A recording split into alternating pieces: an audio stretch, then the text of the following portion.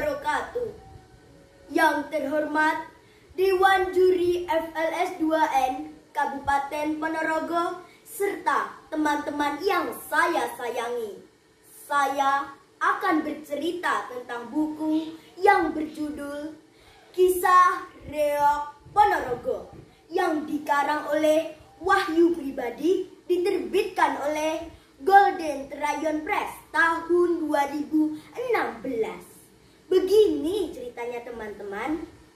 Dahulu kala di lereng Gunung Bilis dekatnya Telaga Ngebel terdapat gua yang dihuni oleh macan loreng jadi-jadian sebesar kerbau jantan. Dia adalah jelmaan Raja Sakti Kerajaan Lodaya, tepatnya di daerah Blitar Selatan yang bernama Prabu Singobarong. Konon ceritanya dia tidak bisa merubah wujudnya menjadi manusia karena saat perang ia menggunakan nafsu amarahnya sampai lupa mantra untuk kembali ke wujudnya. Akhirnya Prabu Singobarong memutuskan untuk bertapa di lereng Gunung Bilis dan mendapatkan wangsit, yaitu dia disuruh untuk mencari Warok Sakti Kerajaan Wengker untuk menyerangnya menggunakan nafsu amarahnya sampai berubah menjadi wujud aslinya. Teman-teman, dahulu saat Kerajaan Wengker hancur berantakan diserang oleh Raja Airlangga dari Kerajaan Kahuripan, tinggal Raden Panji dan adiknya Pujangga Anom berhasil lolos melarikan diri ke Gunung Lawu dan berguru kepada Kanjeng Sunan Lawu. Mereka pun mendapatkan ajian, yaitu welut putih serta topeng kencana untuk adiknya Pujangga Anom, sedangkan landak putih serta pecut samantiman untuk kakaknya Raden Panji. Seusai berguru, mereka pulang ke Ponorogo. Sesampainya di tanah yang lapang di daerah Sumoroto, mereka beristirahat dan membangun padepokan yang bernama Padepokan Bantarangin. Akhirnya, Padepokan Bantarangin berkembang dan menjadi Kerajaan Bantarangin yang dipimpin oleh Raden Panji. Raden Panji pun mendapatkan gelar, yaitu Raden Panji Wonosiswa yang sering disebut Prabu Wonosewandana.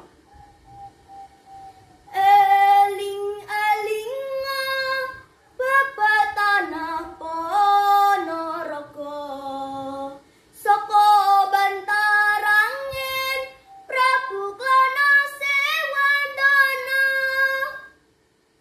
Prabu Wonosewandana adalah raja yang tampan, adil dan bijaksana.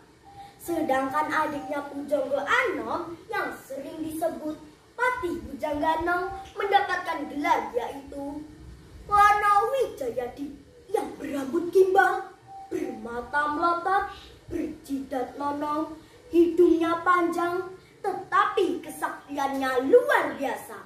Kesaktian mereka akan punah jika berurusan dengan perempuan. Karena menginginkan adanya keturunan dari Kerajaan Bantarangin, maka mereka berdua bersepakat agar Prabu Wonosewandana menikah. Prabu Wonosewandana pun bersemedi selama 40 hari dan mendapatkan wangsit, yaitu calon istrinya berasal dari lereng timur Gunung Wilis yang bernama Putri Dewi Sri Songgolangit. Patih Bujangganong bersama Ki Ageng Purogowo pun mencari gadis yang bernama Dewi Sri Songgolangit. Di perjalanan mereka mendapatkan berita bahwa gadis yang bernama Dewi Sri Songgolangit adalah putri Raja Kediri. Mereka pun pergi ke Kerajaan Doh Kediri dan bertemu dengan Raja Kediri, Prabu Kertopati. Hatur sembah bekti Paduka Kertopati. Kami datang dari Kerajaan Bantarangin Ponorogo. Hamba Patih Bujangganong bersama penasihat Ki Ageng Purogowo datang melamar Putri Dewi Sri Songgolangit untuk kakak kami Prabu Klono-Siwandono.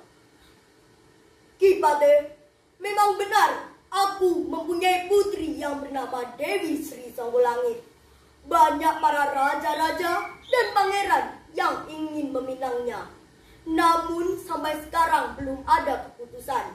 Semua itu aku serahkan kepada putriku. Maka beristirahatlah sambil menunggu keputusan. Setelah 4 hari bersemedi, akhirnya Dewi Sri Songgolangit menemui para pelamarnya. Saat melihat wajah Pati Bujanggana, Dewi Sri Songgolangit kaget dan hampir pingsan. Tetapi ia tetap mengutarakan persyaratan calon suaminya. Kakang Mas Pati Bujanggana, terima kasih telah melamarkan Prabu Klono-Siwandono. Maka persyaratannya adalah yang pertama, harus menampilkan tontonan yang menarik, belum ada duanya di tanah Jawa. Syarat yang kedua, harus menghadirkan bermacam-macam jenis hewan hutan sebanyak 140 pasang. Dan syarat yang ketiga, harus menghadirkan manusia berkepala macan. Setelah mendengar persyaratan yang diajukan Dewi Sri Songgolangit, rombongan Pati Bujanggana pamit pulang ke kerajaan Bantarangin Ponorogo. Di perjalanan di hutan yang lebat, rombongan Pati Bujanggana dihadang oleh macan loreng sebesar kerbau jantan. Hai orang-orang kampung, siapa kalian? Dari mana dan mau kemana? Mendengar binatang yang bisa ngomong, Pati Bujanggana berpikiran bahwa macan loreng tersebut adalah jelmaan manusia sakti. Maaf, kami telah melewati pertapaan Bapak. Kami, orang Ponorogo, habis menghadap Prabu Kertopati untuk melamar putrinya Dewi Sri Songgolangit untuk kakak kami, Prabu Klono-Siwandono. Hah? Siapa? Prabu Klono-Siwandono? Wah. Kebetulan ini. Jadi, juraganmu itu turun mengkerja.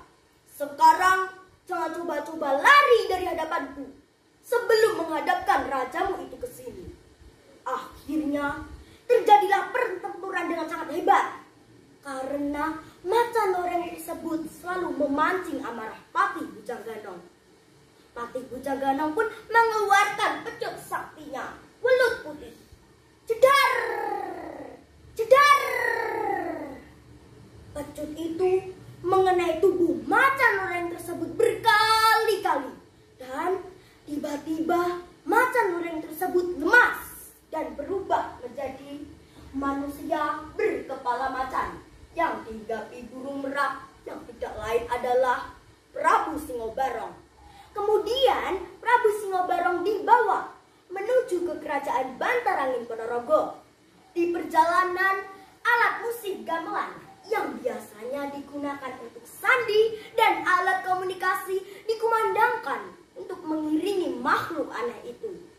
Sesampainya di Ponorogo, Pati Bujanggana menceritakan persyaratan yang diajukan Dewi Sri Songgolangit ke Prabu Klono-Siwandono.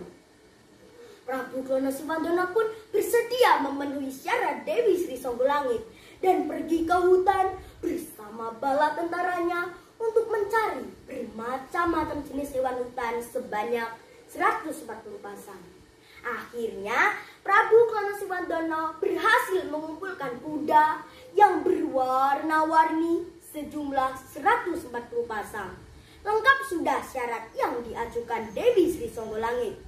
Keesokan harinya, rombongan Prabu Klono-Siwandono dengan arak-arakannya pergi ke kerajaan Doho Kediri. Teman-teman, ternyata di kerajaan Doho Kediri, Prabu Giriwanci yang sebenarnya adalah jelmaan Patih Singolodro, yaitu Patih Kerajaan Kediri itu sendiri yang berniat busuk untuk mengambil kerajaan Kediri dan menikahi Dewi Sri Songgolangit.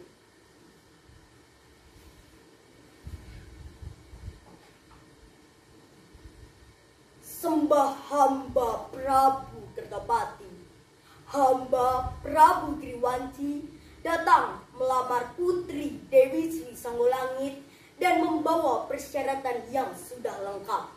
Silakan diperiksa, Prabu.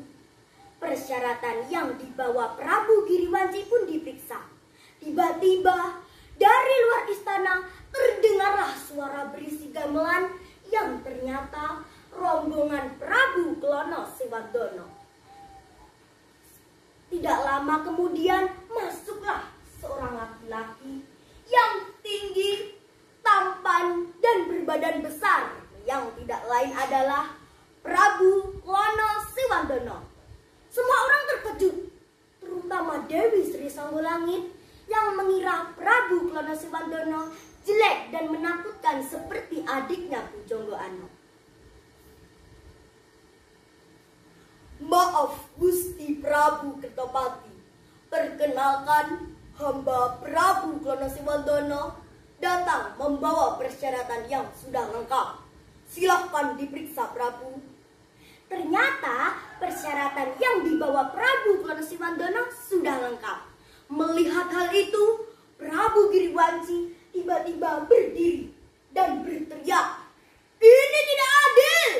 Aku datang memenuhi syarat Dewi Sri Songgolangit. Tiba-tiba datang lelaki dungu ini, malah aku dibiarkan. Hei Klono Siwandono, sekarang ayo kita adu tanding 1 lawan 1. Prabu Klono Siwandono menerima tantangan dari Prabu Giriwanci. Terjadilah pertempuran dengan sangat dahsyat. Keris Prabu Giriwanci ditukikkan ke Prabu Klono Siwandono, namun berhasil dihindari. Prabu Klono Siwandono pun membalasnya dengan cambukan pecut saktinya. Pecut samandiman engkang kinarya pusaka, cumagler kaya gorong gurnitro. Jedar, jedar. Seketika itu Prabu Giriwanci berubah menjadi Patih Singolodro dan mengaku kalah. Ampun Prabu, aku mengaku kalah. Beri aku hidup, kau lebih berhak mendapatkan Dewi Sri Songgolangit. Akhirnya Prabu Klono Siwandono menikah dengan Dewi Sri Songgolangit, yang berlangsung sangat meriah karena adanya tontonan yang menarik, yaitu kesenian Reok Ponorogo. Setelah putri Dewi Sri Songgolangit diangkat menjadi permaisuri kerajaan, diboyonglah ke Ponorogo bersama arak-arakannya yang terdiri dari Patih Bujanggano yang berjingkrak-jingkrak dan menari karena bahagia, manusia berkepala macan yang dihinggapi burung merak tidak lain adalah Prabu Singobarong, barisan kuda kembar yang berwarna-warni sejumlah 140 pasang yang ditumpangi oleh para dayang-dayang kerajaan Kediri. Kemudian Tandu, Dewi Sri Songgolangit, dan Prabu Klono Siwandono yang diikuti oleh para pembesar, sesepuh, serta abdi dalam kerajaan. Nah, inilah teman-teman yang sampai sekarang ini diabadikan menjadi pentas karnaval kesenian Reok Ponorogo. Merdeka, merdeka, jaya bumi Ponorogo. Demikian cerita yang bisa saya sampaikan. Pesan yang bisa kita ambil dari cerita tadi adalah kita harus selalu bersikap jujur, rukun, kerja keras, serta cinta tanah air. Budayakan membaca, cerdaskan anak bangsa. Terima kasih. Wassalamualaikum warahmatullahi wabarakatuh. Salam literasi.